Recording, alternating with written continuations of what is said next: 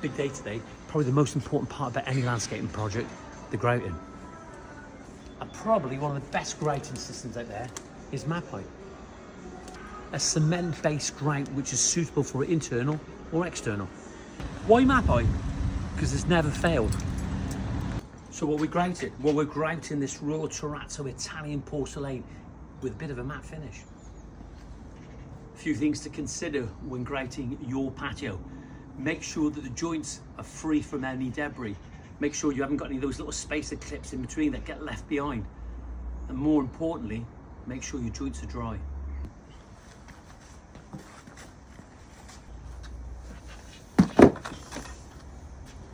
So we're going to be using our wash boy this morning, but there's two different sponges that we use, okay? This one, for me, I'm not best pleased with this one. This one tends to hold the water, whereas this one, this Vitrex one, it just tends to release the water easier. When you're going over the wheels of your wash boy, the water comes out. What we don't want is too much water on the surface of your grout.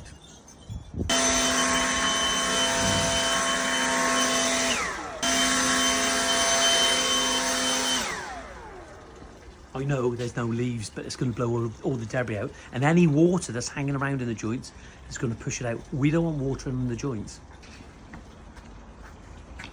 Why don't we want water in the joints? Because the water in the joints is going to dilute the concentration of the grout that you're putting in.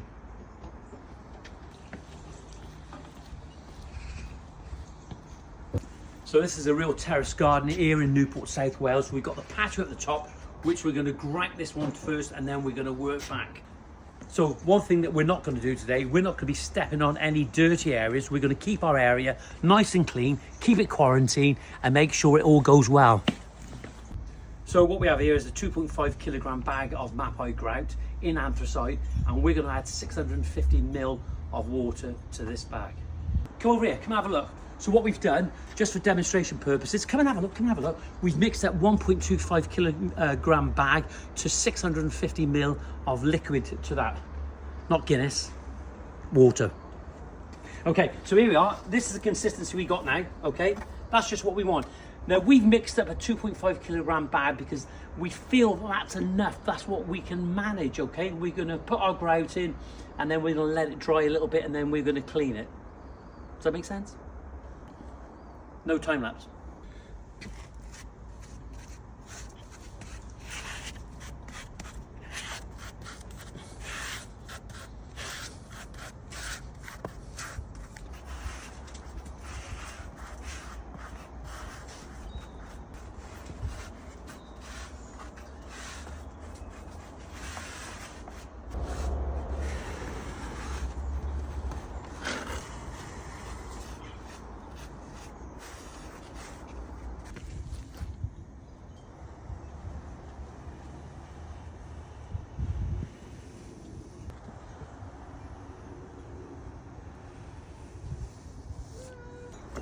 No matter how good your wash boy is, how good the brand is, when we wipe it over the wheels after to get the water out, we still do this. Look at this. Look at the water that's coming out of that. Got to reduce the amounts of water that's on the surface of your paving.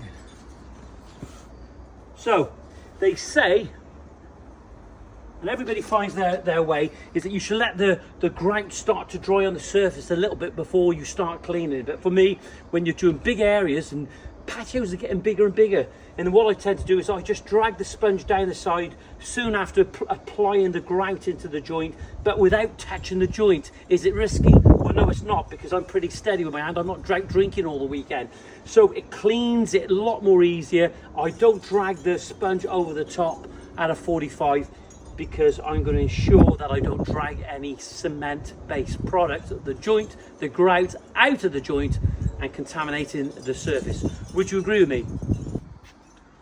Yeah, it's a donut. Not me, that's a donut. So basically, we've grouted this patio, and we've grouted approximately 15 square meters in about 25 minutes? Yeah, 25 minutes. There you go. So it's done, and there is limited haze on this surface now, but we'll only find that out when it dries. And don't be mistaken, it's a sunny day, but it's not boiling hot. In fact, the ambient conditions for grouting is absolutely perfect. And the one thing that we're not having to worry about this time of the year is that we're not going to be having any frost. So the advice is, don't grout in frosty conditions. Well, we're moving on quite rapid now, and no need for any time lapse. Look, it's not about rushing, but it's about working with a sense of urgency when you're grouting a patio, because you've got to make sure you try and get as much grout off as possible to reduce the amount of haze cleaning in a couple of days' time. Oh, there's no doubt that grouting a patio can make or break a job, certainly for the DIY or even the professional. The conditions favoured us today. We're very fortunate we've got this sunshine, but it's still cool. So we've got this patio nearly completed and the steps. But what we're going to do now for the next couple of days, we're going to leave it. We're not going to go anywhere near it. Even if it has got a porcelain haze on there, we know that we can remove it.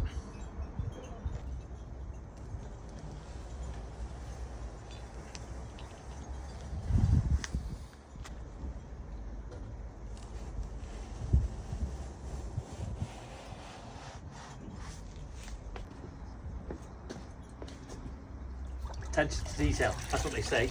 Look, we've gone over here and we've kept the water clean, but what the main consideration when you're cleaning a patio, you've got to make sure that your sponge is not full of water when you're cleaning it. If you start adding water to the top of the surface, too much water, it's going to dilute your grout, and you're not following the specifications on the volumes of mixture for your grouting system that you use. You've got to make sure you follow the instructions. Also, bit of advice. If you need some advice on the grouting system that you're using, it's no good always come to me or another contractor. You need to go to the company that's supplying the product, i.e. Mapei, Bell. Speak to them, speak to their technical department. All these departments will have, some will have a plethora of knowledge, and some may not have the plethora of knowledge. But either way, get over to the technical department.